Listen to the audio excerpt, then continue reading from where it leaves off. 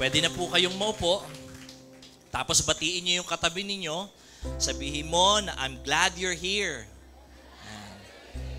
Yan. Yung mga katabi nyo, nasa likuran ninyo, nasa harapin ninyo, tapikin nyo. I'm glad you're here. Salamat sa pagpunta mo.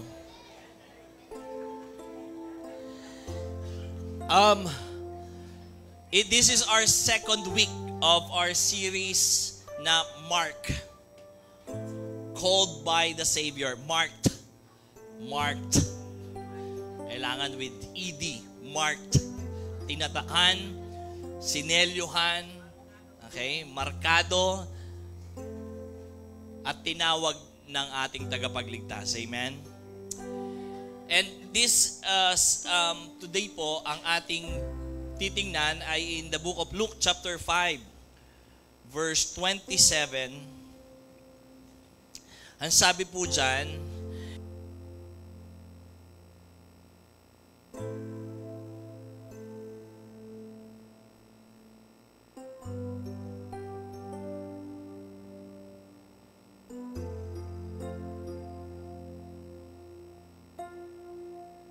chapter 5, verse 27 to 32. Sabi niya, later as Jesus left the town, anong nangyari po kasi dito, si Jesus nagpagaling ng mga may sakit.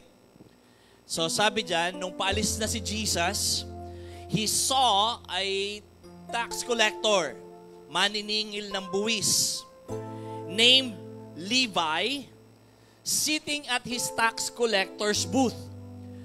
Follow me and be my disciple, Jesus said to him. So Levi got up, left everything, and followed him. Later, Levi held a banquet in his home with Jesus as the guest of honor. Many of Levi's fellow tax collectors and other guests also ate with them.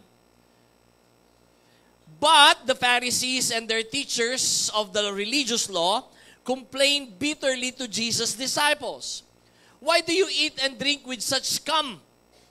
Jesus answered them, healthy people don't need a doctor, sick people do. I have come to call not those who think they are righteous, but those who know they are sinners and need to repent. Ito po ay isa sa pinakamagandang talata sa banal na kasulatan. Pagdating lalong-lalo na sa pagtanggap sa mga tao. Ano po?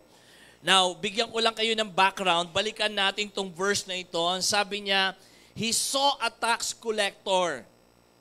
Bakit kaya sa unang panahon, kapag ka tax collector o maniningil ng buwis, napakasamang tao? Corrupt. Pwede? Tama naman. Sa panahon natin ngayon, uso pa din ang mga tax collector na corrupt. Tama?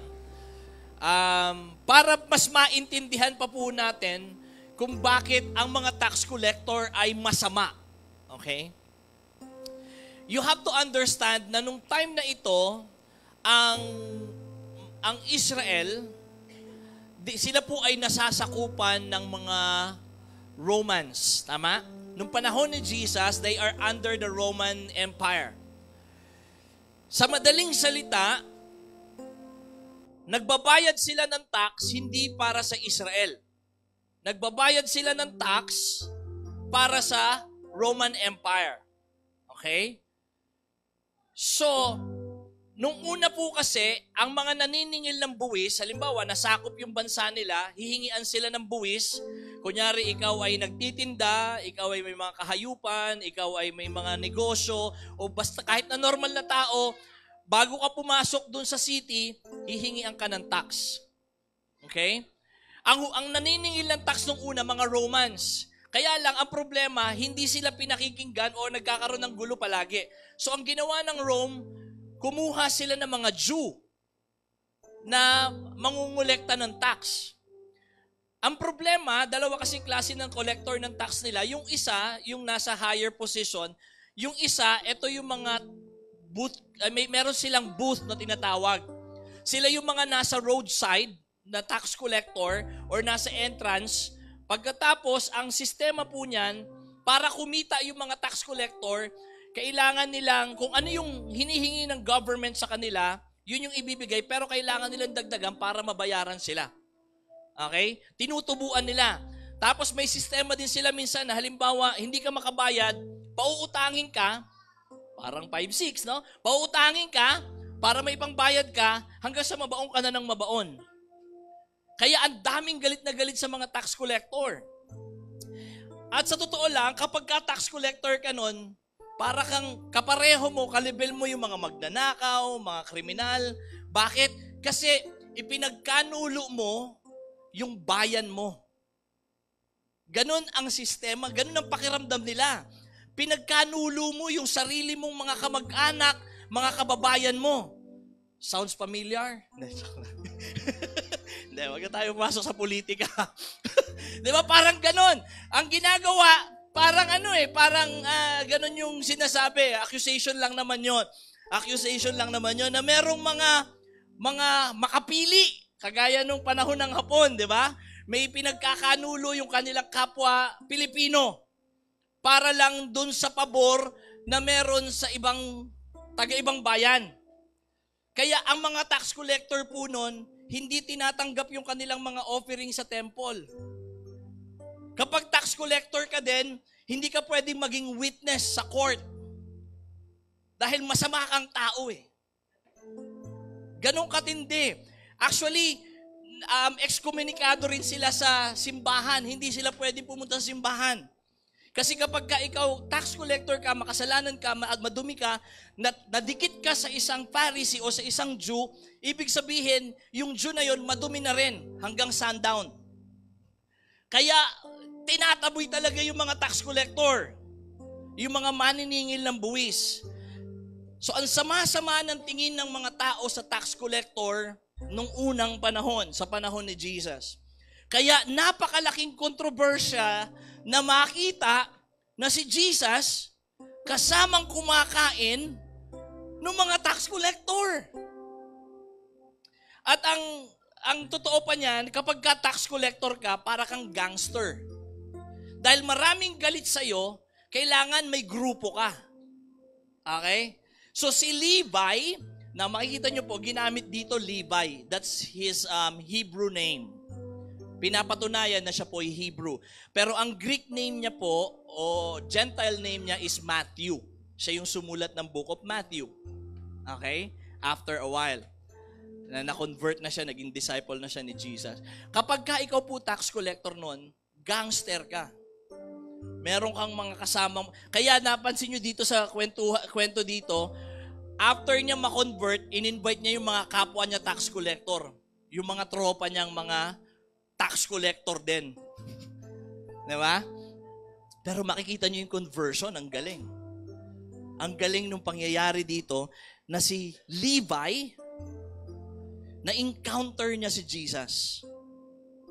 When he encountered Jesus, biglang ang bilis nung pangyayari. Kasi actually, gusto ko pong makita niyo unang-una sa lahat. Ito yung yan yung sistema ng mga tax collector noon. Meron silang booth, parang may toll gate. Okay? Tapos mayroon yung guard na mga Roman soldiers. Hindi pwedeng walang guard yung mga yan. Now, may tatlong event po dito sa verse na ito na I want you to notice as we study this. Nung sabi niya dito, he saw a tax collector named Levi sitting at his tax collector's booth. Sabi ni Jesus, follow me and be my disciple. Now, probably, si Levi o si Matthew, I'm sure naririnig niya na si Jesus. I'm sure dumadaan-daan na si Jesus dun sa booth ni Levi. At naririnig niya na nagpapagaling, that is the rabbi, teacher yan, matalino yan, he is full of wisdom, and he heals the sick. Well, definitely si Levi, wala siyang karamdaman na nararamdaman nun. But at the same time, gusto ko pong makita nyo na walang kaibigan si Levi. Kaya makikita nyo dito, ang kaibigan niya mga kapwa tax collector. Wala siyang kaibigang matitino. Kasi nga, excommunicado sila dito sa loob ng simbahan. But nakita nyo kung paano siyang tinawag ng Panginoon And so yung first event, makikita nyo na Jesus calls sinners to follow Him. Ang totoo niyan, ang tinatawag ng Panginoon yung mga makasalanan.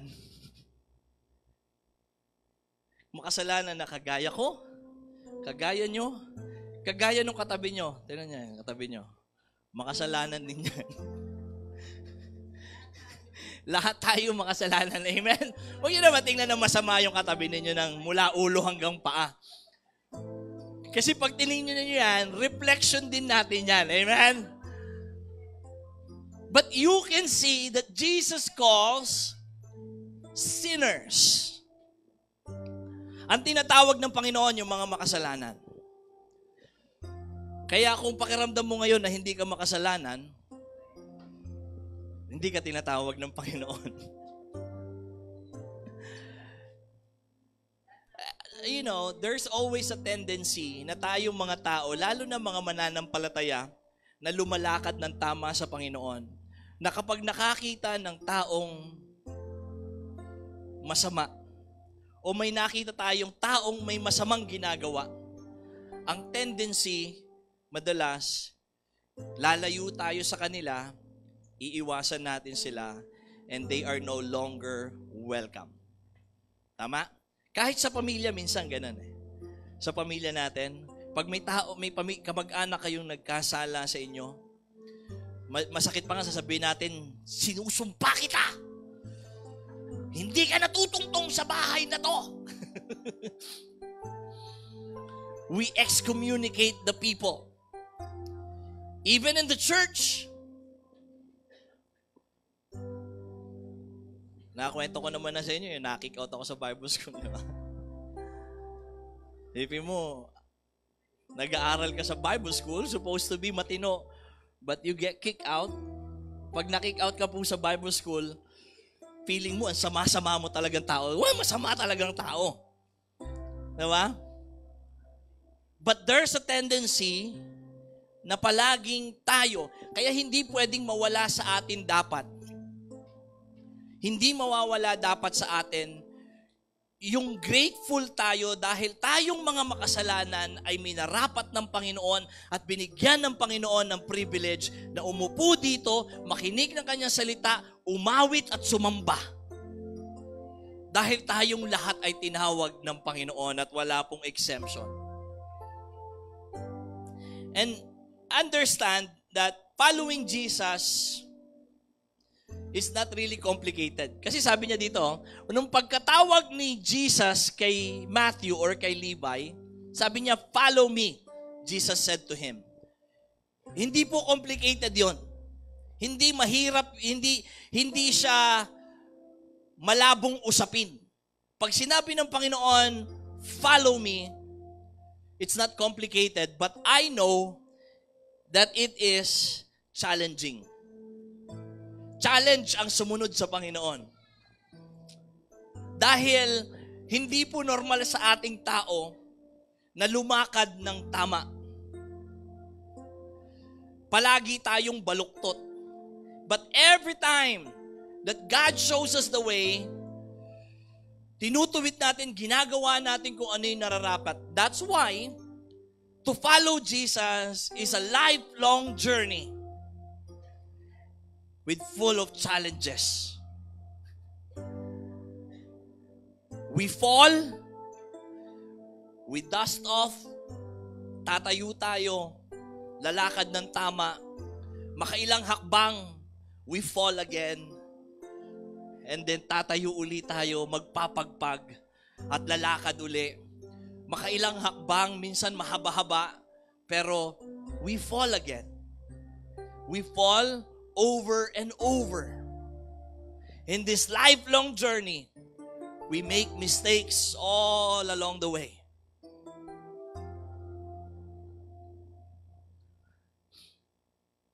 Sabi ni Abby kanina, hindi niya daw maintindihan bakit maraming mga tao na kapag nagkasala, instead na lumapit sa Panginoon, ay lalong lumalayo. Because, sabi nga natin, tayong tao, feeling kasi natin palagi, kailangan muna nating maging tama sa Panginoon bago tayo humarap. Ang totoo niyan, ang Panginoon lang ang pwedeng magtama sa atin. Hindi natin maitatama yung sarili natin because we are sinners. Only by His grace, kaya tayo makakalakad ng tama. And we will always fall. Nakakita na ba kayo ng bata na hindi nadapa? Kayo ba, mula nung kayo ay naligo ng isang beses, hindi na kayo naghugas at naligo uli? Dahil alam nyo, malinis na kayo at naligo na kayo. Mga isang buwan, isang taon, isang beses maligo? O araw-araw? Yung iba, 2 beses, 3 beses maligo sa isang araw. Ganon din po tayo bilang mga mananampalataya. Amen? And that's why we need to come to church. That's why we read our Bible. We come closer to God. Because the more we move closer to God, the more we are cleansed and sanctified. Wala pong dito ay nung makilala nyo ang Panginoon at 180 degrees bago, okay, tas hindi na kayo nagkamali. Yes, I know that salvation is at once binago tayo, minarapat tayo ng Panginoon, niligtas tayo, ang banal na Espiritu ay namumuhay na sa atin, pero hindi ibig sabihin ay hindi na tayo nagkakamali. That's true that because of the Lord Jesus Christ, because of Jesus dying on the cross, malinis na tayo. Pero hindi ibig sabihin ay hindi tayo nababahira ng kasalanan. We are called because we are sinners.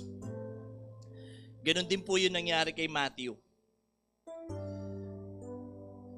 O si Levi na iniwan niya. Alam niyo nung iniwan niya po yung pagiging tax collector niya. One thing na naisip ni Levi, alam mo hindi ako karapat-dapat doon eh. Wala akong friends na iba, wala akong matitinong friends, puro tax collector, gangster yung mga kasama ko. And when Jesus called him, immediately, alam niya, that's it. It's a big privilege to follow this man because somehow, nabigyan niya ako ng pansin. I'm sure, like what I said, dumadaan-daan si Jesus dyan, yung mga disciples dumadaan sa booth. I'm sure also even maybe yung mga disciples ni Jesus nagbayad na ng tax o baka pati si Jesus nagbayad na ng tax sa kanya. Somehow, he had encountered Jesus and knew Jesus. Kaya nung binigyan siya ng pansin ng Panginoon, sabi niya, I will follow. Levi or Matthew followed. Alam niyo po, isa sa mga magandang pinakita dito sa verse na ito is showing na ang Panginoong Hesus, hindi kailangang yung tao yung lumapit sa Kanya, kundi siya mismo yung mangungusap sa tao at sasabihin niya, come and follow me. Alam natin na hindi hinayaan ng Panginoon na ang tao ay mapahamak, bumaba siya sa lupa upang abutin ang tao. Kahit na magpakalayo-layo tayo, kahit na wag natin siyang isipin, Jesus will always be there to follow and see and speak to each and every one of us. May mga tao, there are people who think they have made too many mistakes para hindi sila mapansin ni Jesus, or that Jesus would care about them. But you know, Jesus cares about them. He does. Jesus doesn't care that society hates Levi. Ayaw ng tao kay Levi. Jesus doesn't care that Levi is a wretched sinner. Jesus made notice of Levi. Napansin o pinansin ni Jesus si Levi, yung tax collector. Naisip ko nga, sabi ko, kasi may mga friends ako na hanggang mukha may tattoo. May mga friends ako mga ganun eh. Sasabihin ko sana, pwede ka pa pumunta sa church namin sa Sunday? Imbitahan ko sana eh. Tapos titingnan ko kung i-welcome natin sila how we welcome clean and nicer people. Because sa totoo lang, madaling mag-welcome ng mga taong mabango, maganda, maayos ang pananamit. Yung mukhang normal kagaya natin. But when we see the people na hindi natin, iba yung normal nila sa normal natin, minsan ang hirap nilang i-welcome.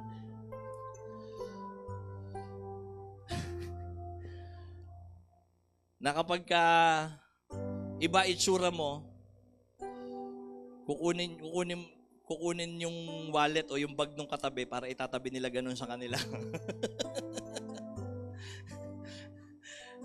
Hindi, baka, totoo naman, kahit sa simbahan, di ba? Minsan sa simbahan may mga ganun pumapasok, lalo sa mga big church. Kunyari nagdadasal pero nakaabot ganun doon sa bag ng tao. May mga ganun talaga. But I hope and I pray na if somebody comes here na hindi kapareho ng normal natin, and that is their normal, we will learn to accept them. Amen? Because Jesus did not just call the sinners. Kahit tayo na mga sinners, tinawag ng Panginoon. Kung sino man yung papasok dito o sino man yung makakasalamuhan ninyo one day, remember na tayo din ay galing doon.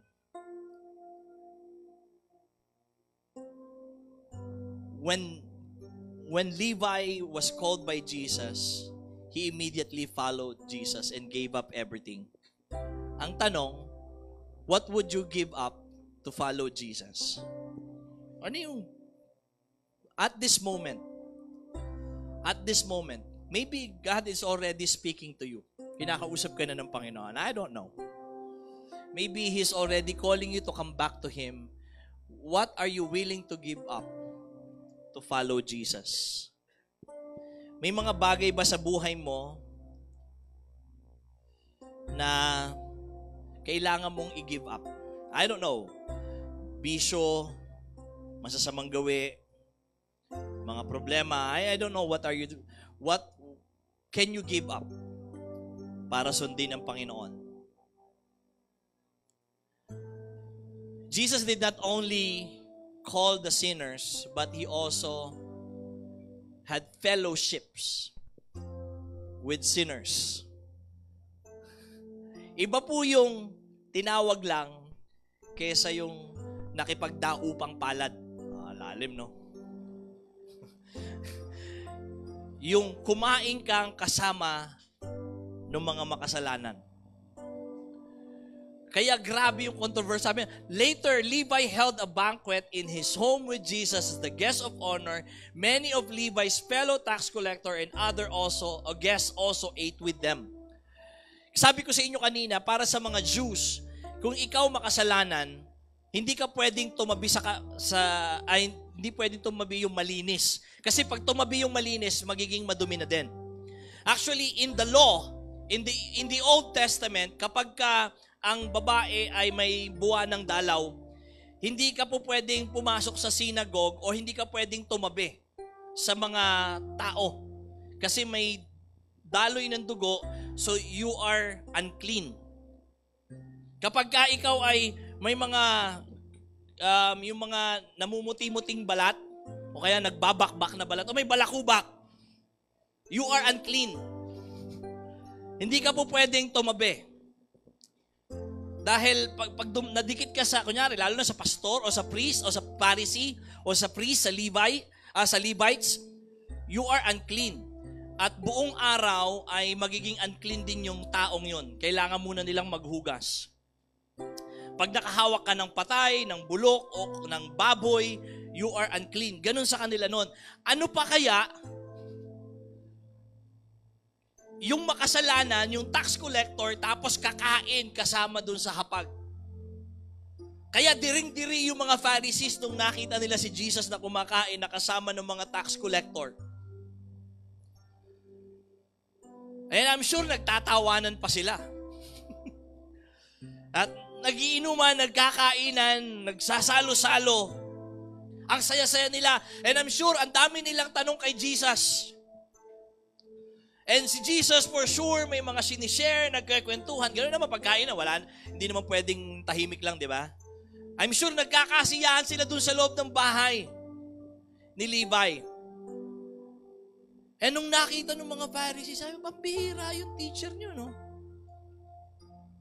And I'm sure baka somehow they are also invited, or maybe, I don't know, because they've been following Jesus. Curious sila kung ano yung mga tinuturo ni Jesus. And nung makita nila si Jesus na kasama yung mga makasalanan, hindi maubos ang kanilang pakiwari at iniisip, ano bang meron dito? Bakit siya nakikisalamuha? So I want you to know, kahit na gaano ka makasalanan, sabihin mo lang ikaw ay member ng LGBTQ.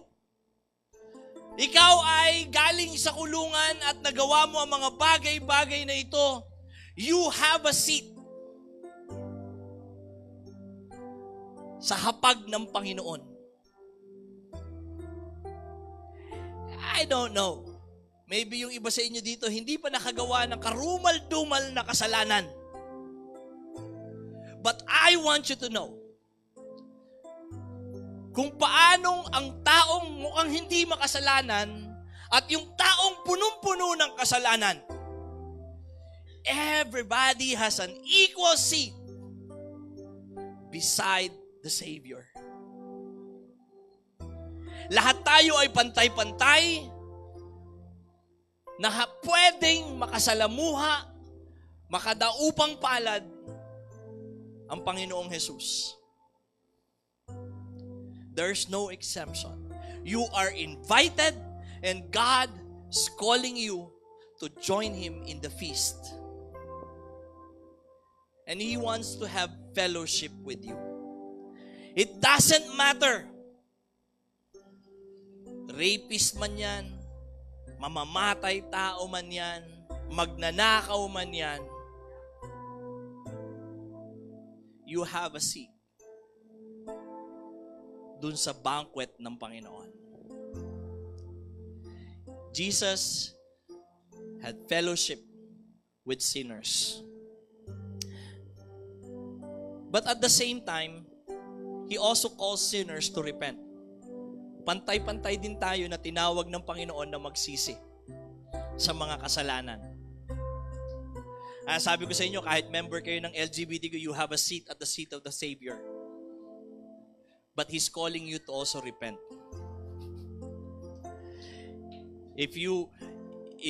Kung magnanakaw ka, may mga bagay kang ginawa na hindi ka nais-nais, alam man ng batas o hindi man alam, ikaw lang ang nakakaalam. You have a seat at the banquet of the Savior, but at the same time, He's calling you to repent.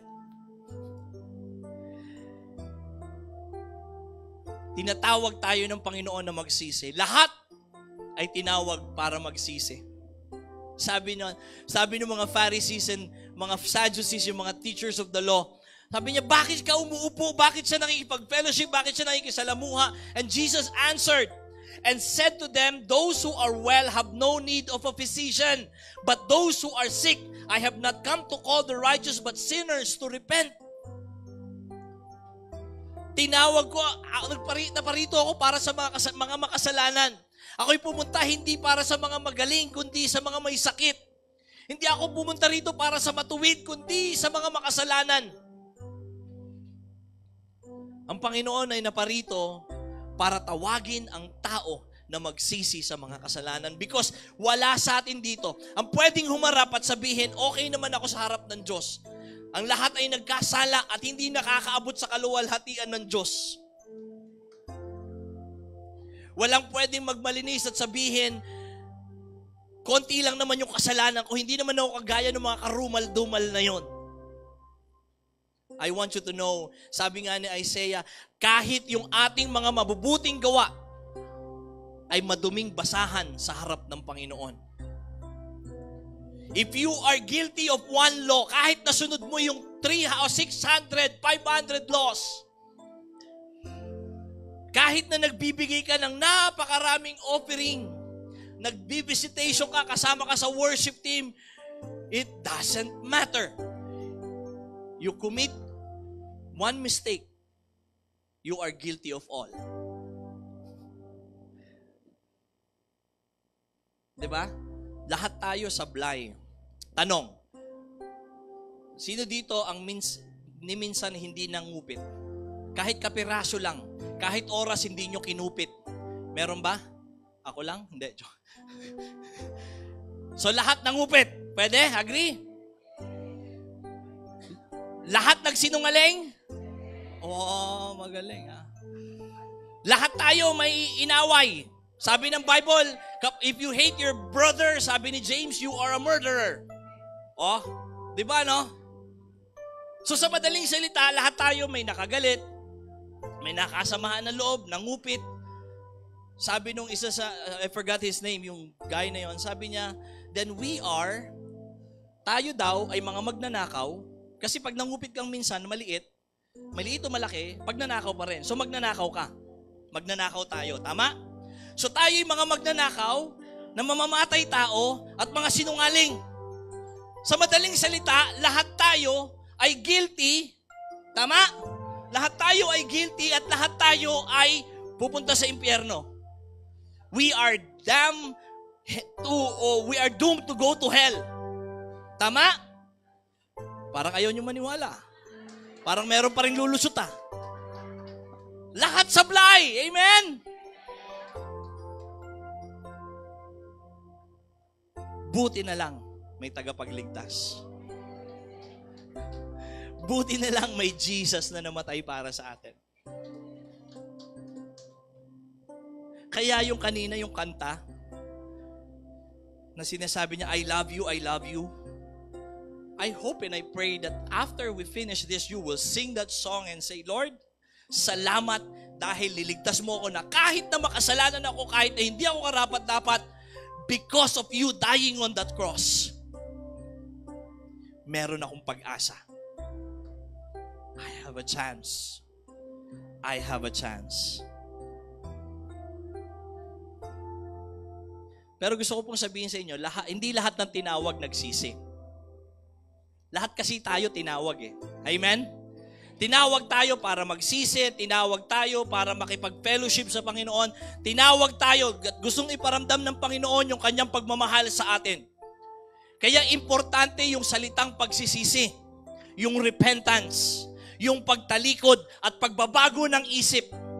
Importante yon. Dahil hindi porke tinawag tayo at nandito kayo ngayong umagang ito at feeling nyo guilty kayo at nahihiya kayo sa mga kasalanan, hindi ibig sabihin nagsisi na kayo. You really have to say it to the Lord, Lord, I am sorry, I have sinned against you.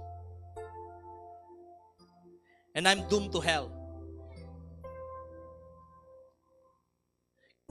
Sabihin mo sa Panginoon, Lord, I'm sorry. And we really need to confess it. Kailangan nating sabihin sa Kanya at pagsisihan yung ating mga kasalanan at talikuran. Alam niyo si Matthew, when he was called, he did repented. Alam niya na hindi siya pwede. Alam niya hindi siya karapat-dapat. Alam niya na wala siyang ibang matinong kaibigan at first time na may matinong tao na lumapit sa Kanya at tumawag sa Kanya. First time na hindi siya iniwasan at nakipagdaupang palad, kumain kasama niya. First time na may matinong tao na handa handa siyang yakapin, abutin ang kanyang kamay, kumain na kasama, makakwentuhan. I'm sure for the longest time when he chose to be a tax collector, nung time na yon, alam na ni Levi na hindi siya papansinin ng kapwa niya mga Jew. Dahil siya isang makapili. Siya isang traitor.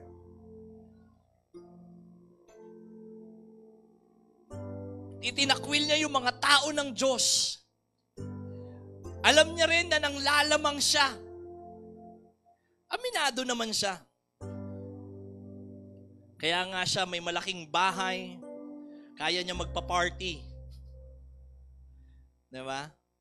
Ang makikita niyo po, I know, kasi sabi niya dito, so Levi, when Jesus said to him na, follow me and be my disciple, sabi dito, so Levi got up. Walang ano-ano, tumaluyo si Levi. Siguro tiningnan niya pa yung mga pera dun sa table. Siguro tiningnan niya pa kung magkano yung kita.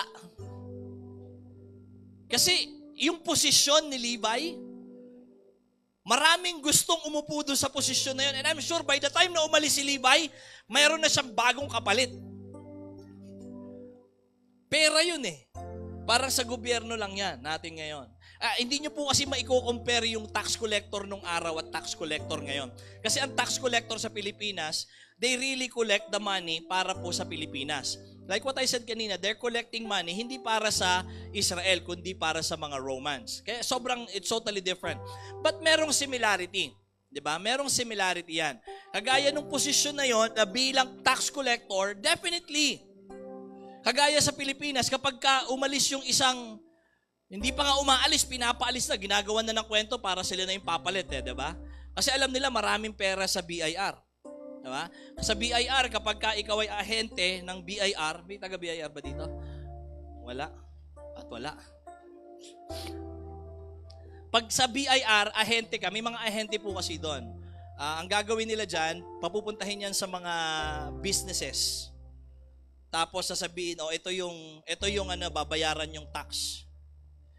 Hindi kayo nag-file o meron kayong mali dun sa pinail nyong tax last year or 5 years ago or 10 years ago. Nag-accumulate na ng penalty. So instead na ang babayaran mo 500,000, kung medyo malaki-laki negosyo mo, sabihin sa'yo 1,000,000 na yan. O baka 1.5 na yan. Ganito na lang, ayusin na lang namin yan. 1,000,000 na lang ibigay mo. Tanggalin na namin yung kalahating milyon. Pero yung resibo ibibigay sa'yo, mga 500,000 pa din.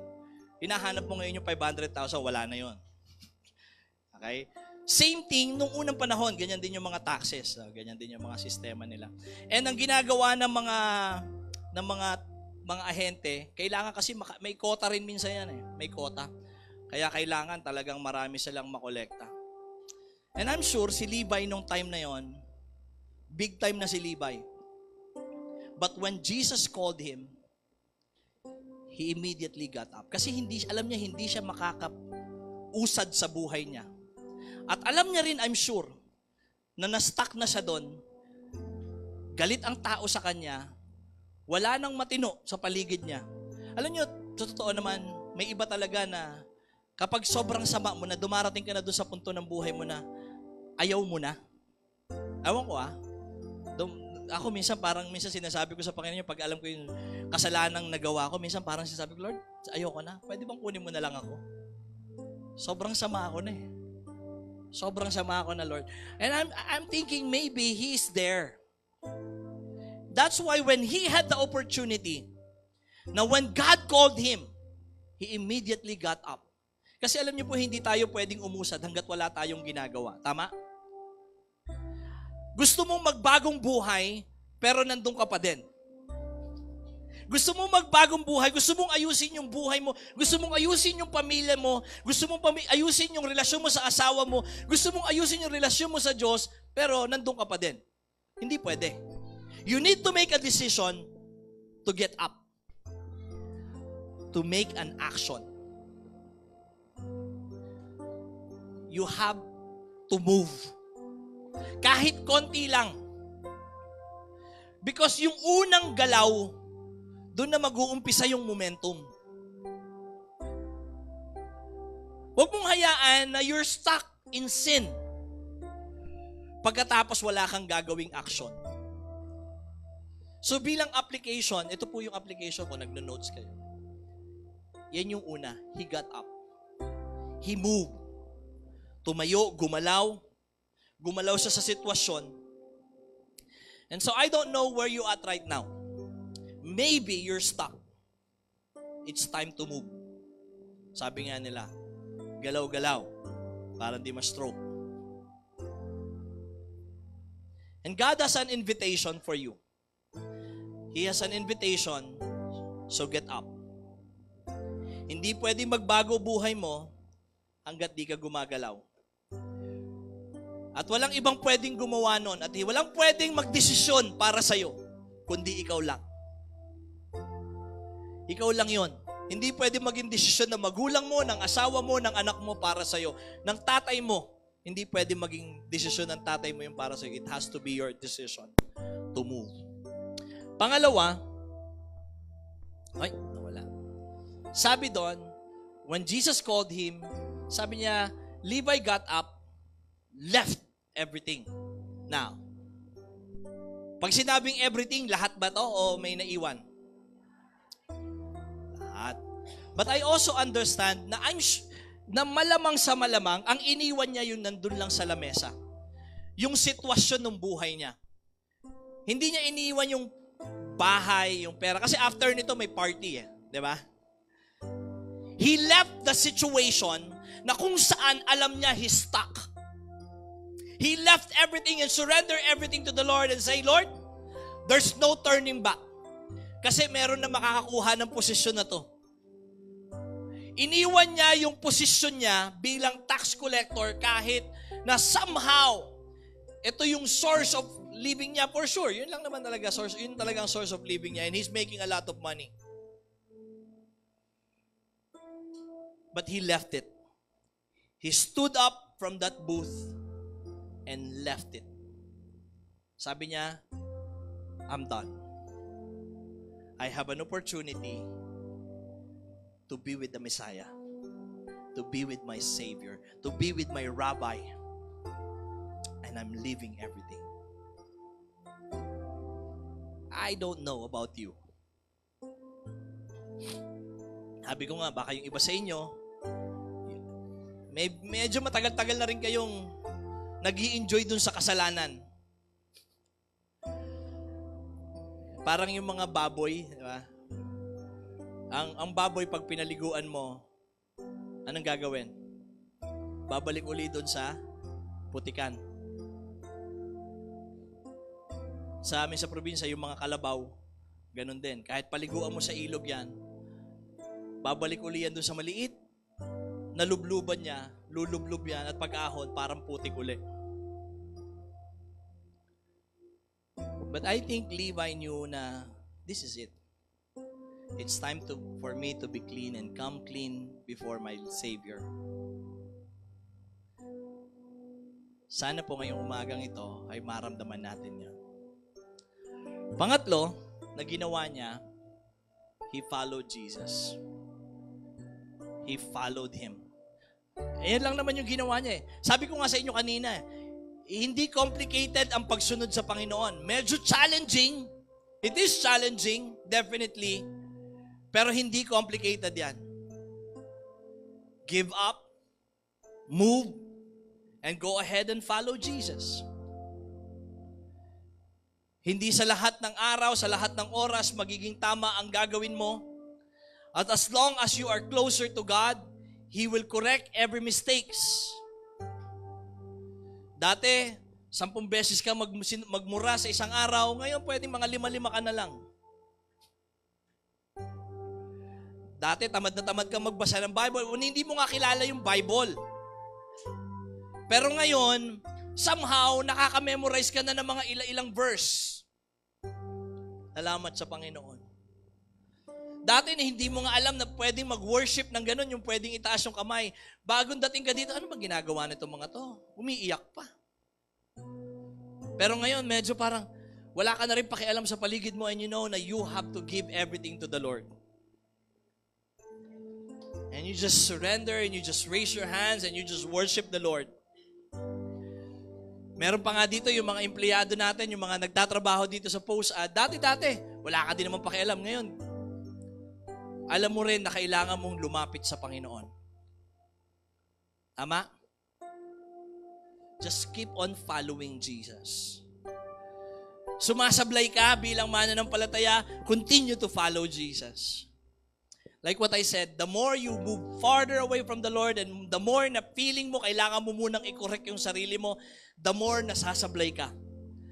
But as long as you know na ikaw ay sablay, alam mo na ikaw ay nagkakamali at lumalapit ka pa rin sa Panginoon, nagpupunta ka pa rin sa church, nagwo-worship ka pa rin,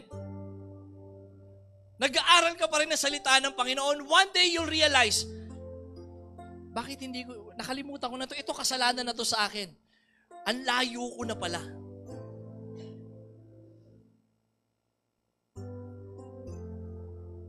Just keep on following Jesus. Alam niyo panghuli na ginawa dito, nangyari dito. Kasi tapos na to eh. Pero sabi niya dito, later, Levi held the banquet in his home with Jesus as the guest of honor. Galing, ano?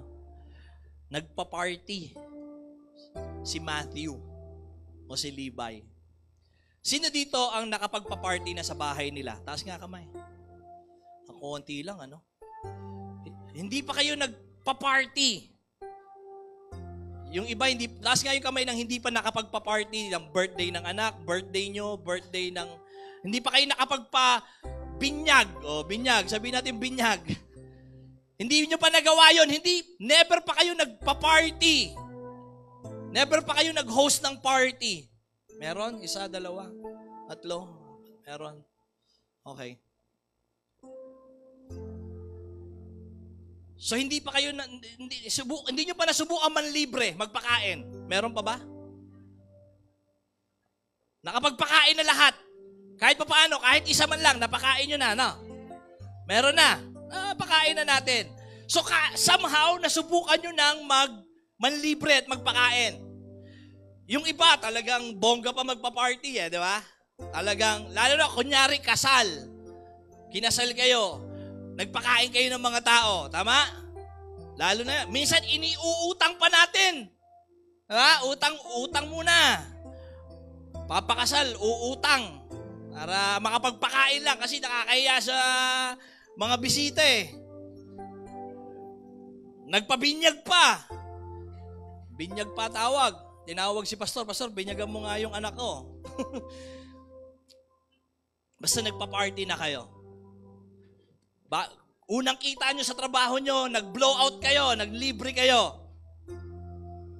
Ganun yung ginawa ni Matthew. Ang ginawa niya, nung nag-decide siya na I will follow Jesus, wala nga siyang friends na matitino eh. Puro gangster yung friends eh. Tama? So yun yung in-invite niya dun sa party. Ayun niya, kainan tayo. Let's celebrate. Pero yung party na yon ay para kay Jesus. Hindi po Pasko yan. Kundi, alam niya na someone na matino have noticed him. Or the Savior, the Messiah, have noticed him. Sobrang saya ni Matthew, sobrang saya ni Levi, kaya nagpa-party. Kaya ka naman nagpapa-party, kaya ka naman nanlilibre kasi masaya kayo, di ba? Meron ba ditong nagpakain na hindi naman talaga kayo masaya, basta nagpakain lang kayo?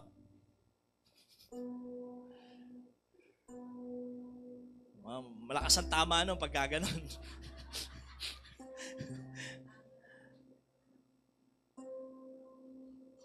I think importante sa ating mga mananampalataya to.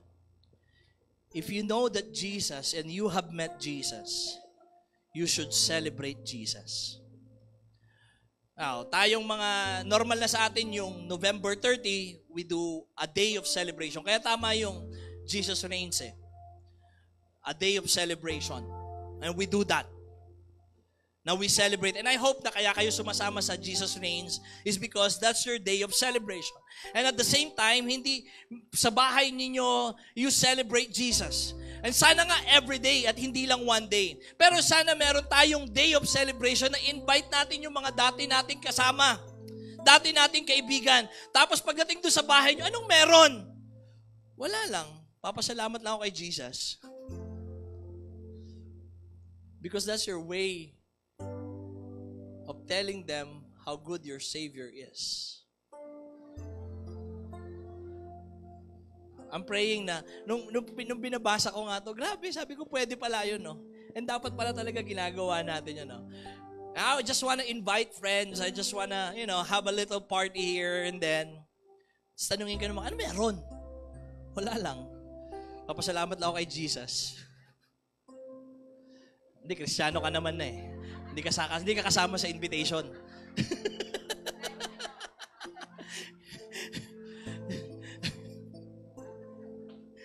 Di ba, no? Ang sarap lang. Kasi alam niyo po, sabi ni Paul kay Timothy, here is a trustworthy saying that deserves full acceptance. Christ Jesus came into the world to save sinners of whom I am the worst. Ako yung pinakamalala. Si Jesus pumarito sa lupa para iligtas yung mga makasalanan. Ako yung pinakamalala, sabi ni Paul. Kaya hindi mo talaga may alis na yung tao will celebrate and they are so joyful. And that they will love the Savior because the Savior saved them.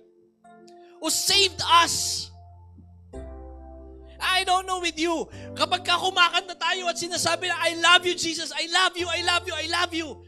Sana totoo at nanggagaling sa puso natin that we love Jesus. Because He saved us kahit na hindi tayo karapat-dapat. And I'm closing. Meron pong isang kwento. Etong guy na to, lang, AI lang yan. Wag kayo maniwala yan yung totoong tao. May kwento daw kasi, noong 1800, may isang young Englishman na nagpunta sa California to find gold.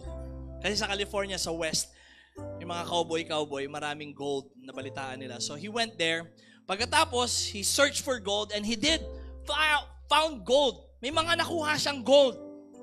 So ang ginawa niya, nagbiyahe siya from California going to New Orleans. So from the West, he went down to South. Noong 1800 po, ang slavery ay inabolish na sa England, sa UK. Pero sa Amerika, meron pa ring slavery. Lalo na sa South. Pagdating niya sa New Orleans, after ng ilang weeks na paglalakbay, nakarating sa New Orleans. Pagdating niya dun sa I forgot the name of the place. Basta dun sa New Orleans kung saan yung mga buildings at yung mga parties and everything, nakita niya yung mga tao nagkakagulo and they're going into one direction. So ang ginawa niya, sumunod siya dun sa mga tao sa New Orleans, mga naglalakad. Niisip niya kung ano yon. So anyway, they ended up sa isang para siyang plaza. Pagkatapos naririnig niya may isinisigaw na presyo.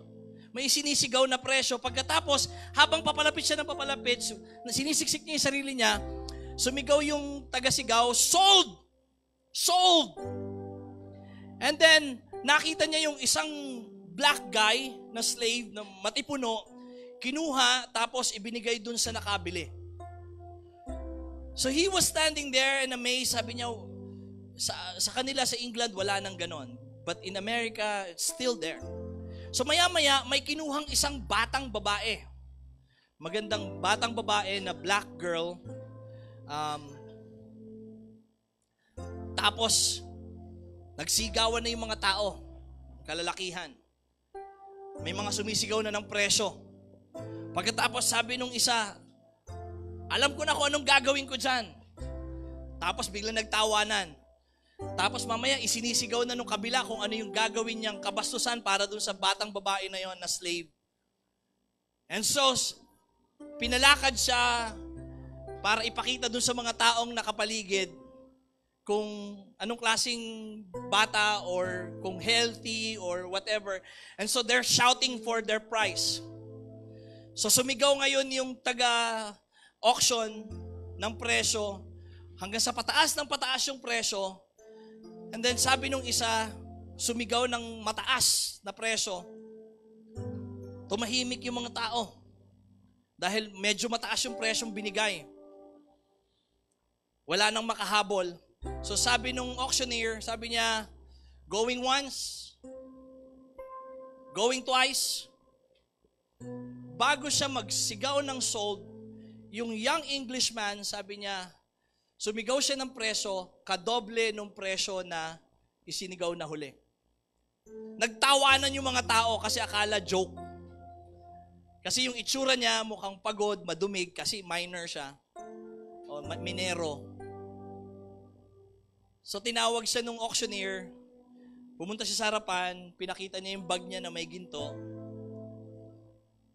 Tapos sumigaw yung auctioneer, sold. Tawanan yung mga tapos sumisigaw, tapos kung ano mga sinasabing kabasusan na, siguro gaganituhin mo lang yan, siguro ganyan, ganyan. Kung ano pinagsasasabi. Anyway, what he did, he paid. And then, lumapit siya dun sa batang babae. Ang ginawa ng batang babae, pagharap niya, dinuraan siya sa mukha. At sabi sa kanya, I hate you. Tapos tinulak siya, but he grabbed the arm, and then he walked away. Habang naglalakad po siya palayo, yung mga tao sumisigaw pa rin, pinagtatawanan siya, just to pay for that price, that amount na parang it's a joke to pay for that girl. And whilst they were walking, para siyang may hinahanap na isang lugar.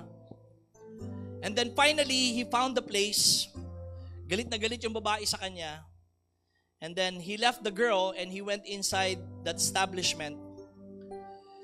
Hindi naiintindihan ng babae yung pinag-uusapan dun sa loob. Nakikita niya sa may salamin na bintana.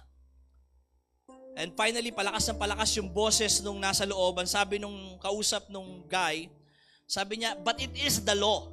It's the law. It's the law. Sabi niya. Nag-aaway na sila. Sabi niya, it doesn't matter. Ang ginawa niya, kinuha niya yung bag niya, ibinuhos niya yung lahat ng ginto na nandun na nakuha niya, yung last gold na meron siya dun sa bag. Tapos tumingin yung mukha nung kausap niya, and then he went inside. Nung lumabas siya, may nilabas na papel, pinirmahan nilang dalawa, and then the guy went outside holding the paper, tapos inabot niya dun sa batang babae. Tapos hindi siya pinansin ng batang babae, sabi niya, this is yours. You're free. Tinatabig pa rin ng batang babae at iniiwasan siya. And then finally sabi niya, kunin mo tong papel, grab this paper, you're free to go. Yung papel kasi na yun na yung declaration na she is free. Sabi nung babae, kinuha niya, tapos, hindi naman niya iintindihan ng batang babae. She's a slave. She's uneducated. So sabi niya, itong papel na to ay patunay na malaya ka na. Sabi niya, binili kita para palayain. So napaluhod yung batang babae and niyakap niya yung legs nung lalaki at sabi niya, no. Sabi niya, I am going with you. Pinalaya mo ko, I will serve you. Ang totoo nun, it's almost the same as our situation. Binili tayo ng Panginoon, binayaran ng Panginoon yung ating mga kasalanan. More than 2,000 years ago, when He came down to earth and said, I will pay. May pagkakautang ang tao dahil sa kasalanan. May utang natin sa Diyos yung kasalanan na to na supposed to be tayo yung magbabayad. We are slave into sin. Lahat tayo ay alipin ng kasalanan. Pero ang ginawa ng Panginoon, siya mismo yung nagbayad na pako doon sa krus para bayaran yung kasalanan natin. Sabi nga ni Peter, for you know that it was not with perishable things such as silver or gold that you were redeemed for the empty way of life.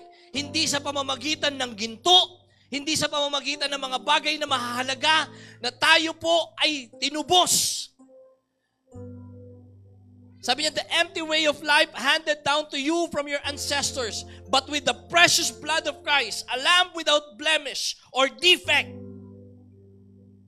Ang pinambayad sa kasalanan ng tao ay ang mahalaga na dugo ng Panginoong Hesus. Kasi walang ibang pwedeng ipangbayad. There's no such thing as perfect things in this world na po pwedeng ipangbayad sa kasalanan ng tao, kundi ang dugo lamang mismo ng Diyos ang pwedeng ipambayad sa kasalanan ng tao.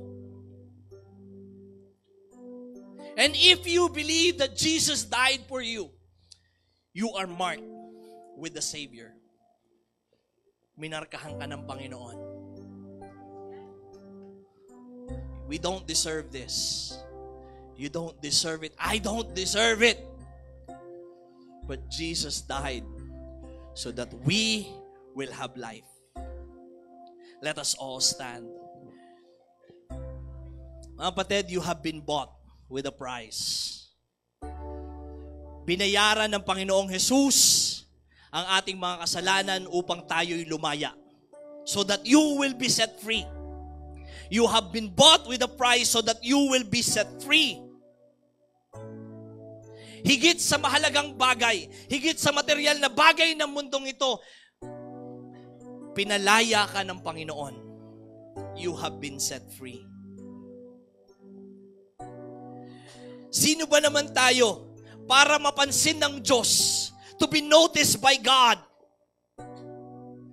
Sa dami ng tao sa mundong ito, hindi tayo special. Sa totoo lang.